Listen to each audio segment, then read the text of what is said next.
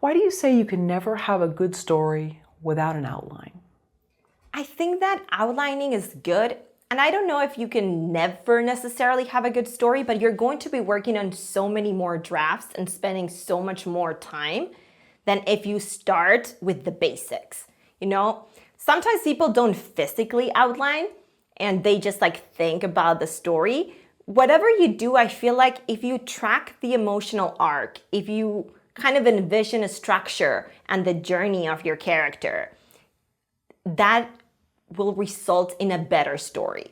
A lot of the times when I'm working with writers, one of my notes is go back to your outline because you have a good idea, but it's just not translating on the page because you're trying to tell something and you're not sure what the beats of the story or what the turning points are. Maybe you have a good premise, you want to get your hero from here to here, but that is not on the page because you're trying to jam all of this little ideas that you have that you think will work, but are not connecting to the arc. So I think that if you set up an outline, and again, whatever structure you follow, 3-act structure, 8-sequence approach, Save the Cat, whatever, if you kind of map where you're going, it will be much easier to get to a point because you can see where the plot holes are. I usually spend way more time outlining than actually writing a script because I've thought of everything, especially if you're writing a TV show where you're not just writing a pilot. I mean, technically you are writing a pilot, but you should be thinking of a whole show, right? When you're setting up that pilot, you should be planting the seeds for 100 episodes to come. So outlining becomes even more important when you're writing television because you need to be thinking so ahead that sort of mapping all of the things that you want to show and you want to tease and you want to set up for the future and how you're going to actually connect them and put them on the page in a way that makes sense to show what you want that show to be. Can you be a disorganized writer? I mean, you said you love sort of, they say organized versus disorganized. So whether it's criminal or whatever, but can you be a disorganized writer and still be successful at your craft? I think you can. I'm never going to say no to something like that. Maybe a super disorganized writer can have a unique voice, but I think that more than not, you need a level of organization to really tell a cohesive story because there are expectations, there are things that need to be on the page, you need to track what you're doing. So I think that kind of having a map of things, even if you don't write it, again, because maybe that's where the disorganized could come, maybe you don't actually write down an outline, but you still need to think about it. You need to map where you're going. And perhaps the problem of being disorganized is that you're going to eventually write 100 drafts of your script because you're going to keep rewriting because you didn't plan ahead on where you were going, in a sense. So I think that outlining saves you time and kind of helps your story much more because you already know what you're telling and how you're telling it and where the plot holes are and where the twists happen, so the writing becomes easier.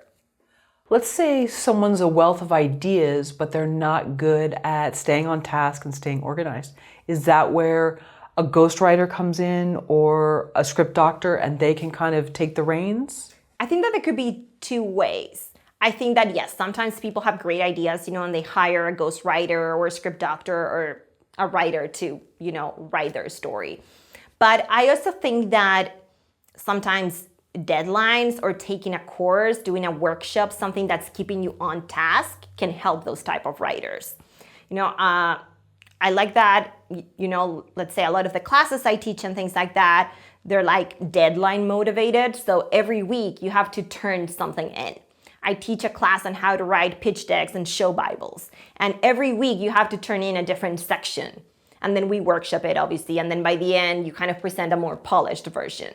But I think that helps a lot of people that have problems with that. Because a lot of writers, procrastinate in the writing. They're just ideas or whatever. So sometimes, either the deadline can be a class or it can be the deadline for a contest submission or something like that that can help you. Granted, there is also the case where a lot of people just have ideas and can't actually write all of that. So then, yes, they would hire, a ghostwriter or someone like that to actually put pen to paper. But even with someone like that, they would theoretically need an outline, correct? I think so. I think that you still need something to guide you through what you're doing. Again, you don't necessarily have to write it down all the time. My advice would be to do it because it makes the writing easier. Sure. Because I love how the way you're describing it, because I've used this analogy before, but it's like a game of Jenga. Yes. So if you're pulling out a piece from here, Exactly. that's going to definitely affect the stuff that's at the top. And Exactly. If not, then that's when like the 100 rewrites and drafts comes from, because then you forget to set things up, you forget where you're going, you forget what your central conflict is, or you're trying to tell a story and then you told a different one. So a lot of times, for example, when I'm teaching how to write, a coverage or how to write a script analysis, one question I always get is like, why do you need to include a synopsis if you're working with a writer? Because they already know their story. I'm like, well, the synopsis is to tell them how their story is perceived. Because a lot of times writers set out to tell a certain story, but what's on the page is not what was in their head. And that also can translate to outlines. Sometimes you set out to write a story, but you didn't plan it that way exactly, so then you ended up telling a different story. That's why, for example, I was saying earlier how the log line, I sometimes don't like to know the log line, and I like to write my own log line for writers because I can tell them what I'm perceiving as the story. Sometimes you think you're doing something, but the way others are reacting or experiencing or reading the material is completely different. So I like writing a short synopsis when I'm writing in script analysis because I'm telling the writer, this is the core of how your story is perceived. Obviously, your story. I don't need to write like 5 pages of synopsis. I write less than a page, but just to tell them, this is what I consider is the top things, and these are the turning points, and this is how I'm reading your story. Is that what you're wanting to tell? So I think that kind of like helps them see the story different.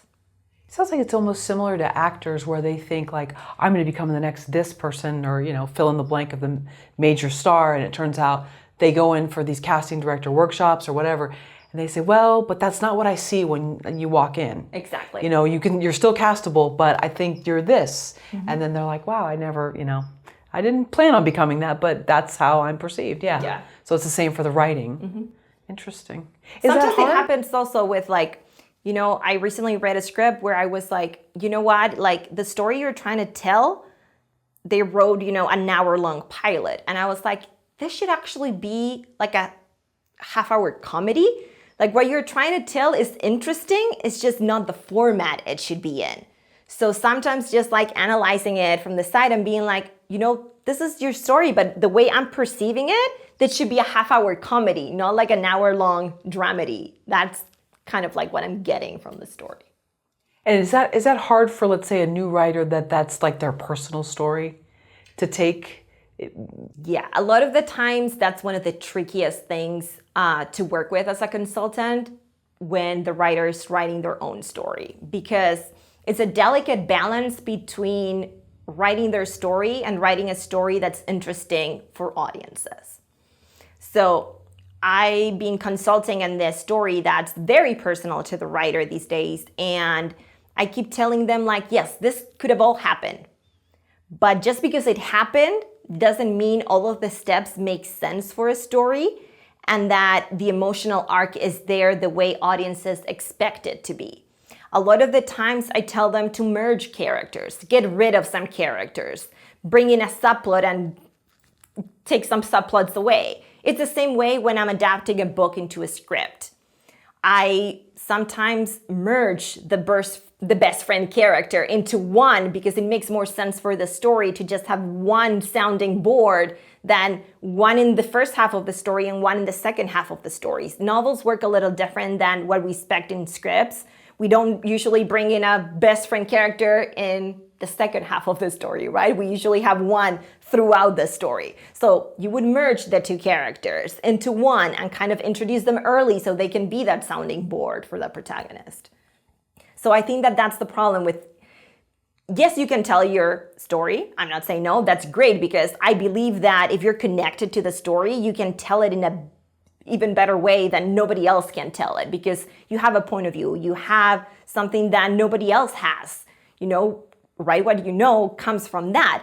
But it's a delicate balance between that and actually stepping aside and being like, okay, this is a dramatic story I'm trying to get others to engage with and track an arc. I'm not just retelling the facts that ends up being this like linear, boring thing.